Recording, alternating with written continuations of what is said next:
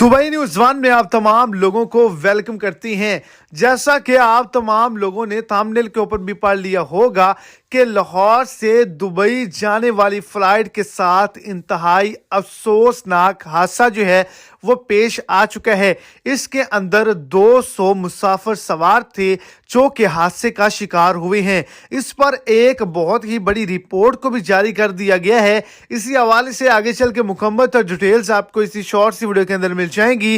Video को शुरू से एंड तक लाजमी तौर पर देखें और अगर इस चैनल पर आप फर्स्ट टाइम हैं तो लाजमी से चैनल को सब्सक्राइब कर दें, इस वीडियो को लाइक कर दें और अपने दोस्तों तक इसको ज्यादा से ज्यादा शेयर करें। तो लाहौर से दुबई जाने वाली फ्लाइट के साथ इंतहाई अफसोसनाक हादसा पेश आया है।